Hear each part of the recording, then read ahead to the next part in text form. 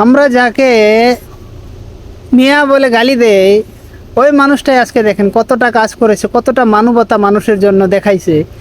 যারা নাকি আমাদের আসামের ওজনেই আসামের মাঝে যারা নাকি বানাকান্তর লোক আছে, যারা পানিতে গড় ডুবে গেছে, গরু বাছুর নষ্ট হয়ে গেছে, বহুত বস্তু নষ্ট হয়ে গেছে, ওদের জন্য আজমল ফজুরা 2 কোটি টাকা অনুদান দিয়েছিল, কিন্তু এখনও ওই মানুষটা ওইখানে আছে।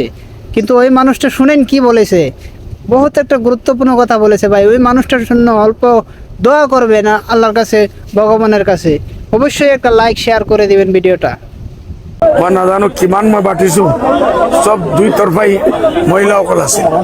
500,000 যিমান পাৰিছো এতিয়ালৈকে মোৰ পইচা শেষ হোৱা নাই। ভালো মানুষ, মই বহুত বাটিছো, ভালো মানুষ। মই বাটিছো। এতিয়া আমি যিটো পেকেট দি আছো, এই পেকেটৰ ভিতৰত আপোনালোকে দেখিছে চাউল আছে, দালি আছে, পানী আছে, চিনি আছে, আৰু কি কি বস্তু লাগিব লাগে এজন মহিলাই উঠাব নোৱাৰে।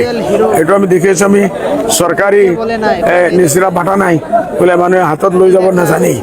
ৰাস্তাত বহুত মানুহে কমপ্লেইন কৰিছে আমি খোৱাৰ পানীও নাই, খোৱাৰ পানী কালি লাগে, অন্য ব্যৱস্থা কৰিম পहिले আমি এইটো কৰিছোঁ। দ্বিতীয় কাম হ'ল যে 1 দিন লাগে, 2 দিন লাগে, 3 দিন লাগে, মই গোটেই এৰিয়াত মই কেম্প কৰি নিজে থাকিম। আৰু এছেম্বলি চলি আছে, মোৰ কাৰণে বহুত বেয়া। তথাপিও মই স্পীকাৰক ৰিকুৱেষ্ট কৰিছোঁ বোলে মই 3 দিন বাহিৰত থাকিম, মই আমাৰ ৰিফৰ্মৰ কাম থাকিম। দ্বিতীয় মই আমাৰ যে যিমান নামঘৰ মন্দিৰ ভাঙিছে এইটোৰ মই কৈছোঁ বোলে আপোনালোকে যোগাযোগ কৰক। 2টা নম্বৰ মই দিছোঁ। 2 নম্বৰত ফুল্লি ডেমেজ, হাফলি ডেমেজ, এইটো মই 25 লাখ টকা গ্ৰাণ্ট কৰিছোঁ।